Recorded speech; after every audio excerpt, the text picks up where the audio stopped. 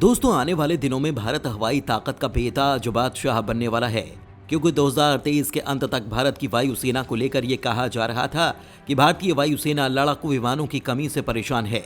मौजूदा समय में भारतीय वायुसेना के पास लड़ाकू विमानों के 30 स्क्वाड्रन हैं और जिस तरह से भारत चीन और पाकिस्तान से संघर्ष कर रहा है, दोनों तरफ जिस तरह का तनाव देखा जा रहा है, उसे देखते हुए टू फ्रंट वॉर के लिए भारत को कम से कम 40 स्क्वाड्रन चाहिए। यहाँ पर आप अगर स्क्वाड्रन शब्द को नहीं समझ पा रहे हैं तो इसे यूं समझ लीजिए कि एक स्क्वाड्रन में 16 फाइटर जेट होते हैं। यानी इस हिसाब से भारत को तत्काल प्रभाव से ज्यादा नहीं तो कम से कम 160 विमान तो चाहिए ही चाहिए। और भारत इस जरूरत को किसी भी कीमत पर पूरा करना चाहता है। किसी भी कीमत पर यहाँ ये मतलब है कि अगर भारत में इन विमानों को बना लिया जाता है तो ठीक, नहीं तो फिर भारत इन विमानों के लिए किसी और देश से संपर्क भी कर सकता है। और ये प्लानिंग भारत सरकार की कई महीनों से जारी है। दोस्तों, इसको लेकर अब जबरदस्त अपडेट सामने आई है और ये ऐसी अपडेट है जिसने पूरी दुनिया में कई देशों की जड़ों को हिलाकर रख दिया है। चीन परेशान है तो रूस भी चौंक गया, ये जानकर कि भारत तो अब फाइटर जेट्स की आंधी लाने वाला है। और इस आंधी के लिए भारत जिन फाइटर जेट्स को भारत की धरती पर लैंड कराने वाला है, उनके नाम रिकॉर्ड है कि वो आज तक कोई भी युद्ध नहीं हारे हैं। जी हां, इस फाइटर जेट का नाम है राफेल। जी हां, भारत अब वो फैसला लेने वाला है जिसकी कल्पना दिवंगत chief of defence staff general Bipin Rawat ने की थी। उन्होंने काफी समय पहले से ही मोदी सरकार से फ्रांस से 90 राफेल विमानों की डील करने के लिए कहा था। और अब इसको लेकर सबसे बड़ी खबर सामने आई है कि भारत फ्रांस से 90 राफेल विमान और खरीदने वाला है। दोस्तों, ये राफेल विमान कौन से होंगे, यानी कि F3 कैटेगरी के होंगे या फिर F4 कैटेगरी के? और सबसे बड़ी बात तो ये कि ये विमान कब और किस तरह से भारत आने वाले हैं, ये बताने से पहले हम आपको इससे भी बड़ी खबर बताते हैं जो आई है भारत के स्वदेशी लड़ाके तेजस को लेकर। लेकिन दोस्तों, खबर जानने के साथ ही भारत के रक्षा वैज्ञानिकों के सपोर्ट के लिए वीडियो पर एक लाइक तो बनता ही है। तो चलिए अब बात करते हैं तेजस विमानों को लेकर क्या नया अपडेट आया है। भारत लाने वाला है 300 तेजस विमानों की आंधी। चीन और पाकिस्तान पर बरसने वाली है मौत। दोस्तों, जैसा कि हमने आपको बताया, भारत टू फ्रंट वॉर यानी कि चीन और पाकिस्तान दोनों से लगती सीमा पर भयंकर तनाव का सामना कर रहा है और भारत इन दोनों के लिए परफेक्ट इलाज चाहता है। और इनका इलाज कर सकते हैं भारत के 2 विमान यानी कि तेजस और राफेल। और इसको लेकर भारत ने बड़ी प्लानिंग कर ली है।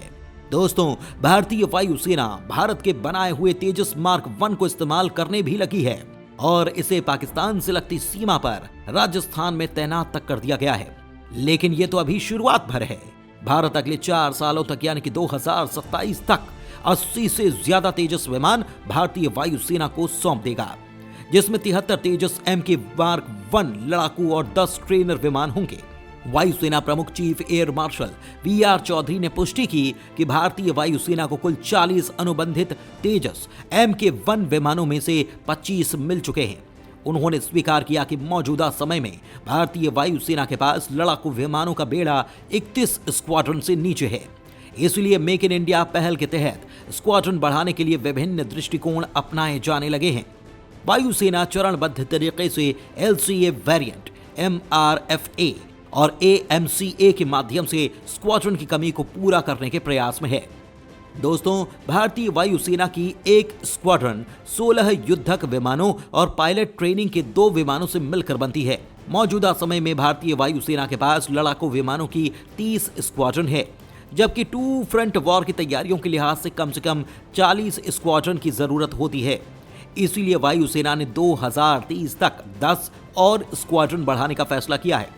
नई बनने वाली 10 स्क्वाड्रन का 75% हिस्सा स्वदेशी LCA और 5वीं पीढ़ी के एडवांस मीडियम कॉम्बैट एयरक्राफ्ट से पूरा किया जाना है। LCA तेजस मार्क 1 के 40 विमानों का ऑर्डर पहले ही HAL को दिया जा चुका है। इनमें से 25 विमान मिल गए हैं और वायुसेना की सेवा में हैं। इन 40 विमानों में तेजस मार्क 1 के मुकाबले 43 तरह के सुधार किए जाने हैं। इनमें हवा से हवा में ईंधन भरने, लंबी दूरी की बियॉन्ड विजुअल रेंज मिसाइल लगाने, उन्नत इलेक्ट्रॉनिक युद्ध के लिए दुश्मन के रडार और मिसाइलों को जाम करने के लिए सिस्टम लगाया जाना है। भारत खरीदने वाला है फ्रांस से 90 राफेल नए विमान। दुश्मनों ने जो सोचा भी नहीं वो होने वाला है। वहीं वायुसेना ने हाल ही में करीब 100 और made in India Tejas mark 1A लड़ाकू जेट खरीदने की योजना की घोषणा की है। ये विमान जो पहले के ऑर्डर किए हुए विमान हैं उनसे अलग है। दोस्तों आपको बता दें कि LCA तेजस लड़ाकू विमान बहुत बड़ी संख्या में भारतीय वायुसेना में फिर से प्रवेश करेंगे।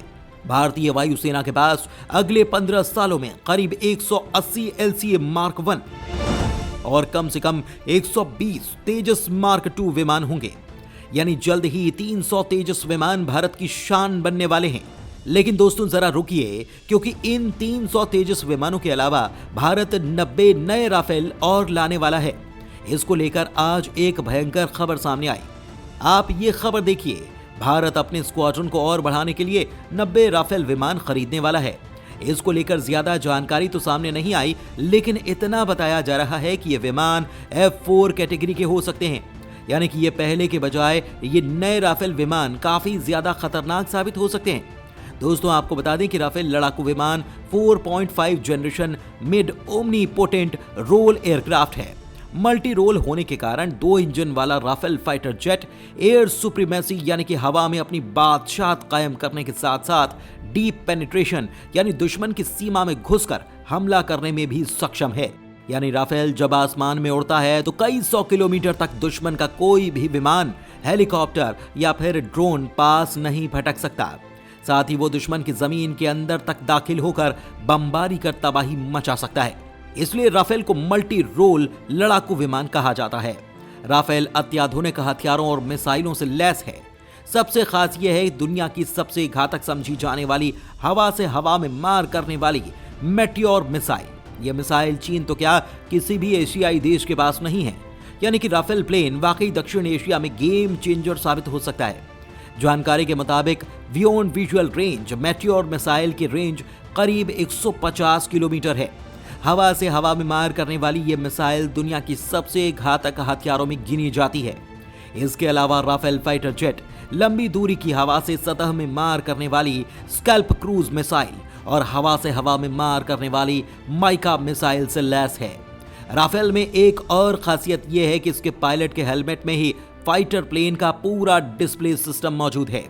यानी उसे प्लेन के कॉकपिट में लगे सिस्टम को देखने की जरूरत भी नहीं पड़ती। उसका पूरा कॉकपिट का डिस्प्ले हेलमेट में ही रहता है। धन्यवाद।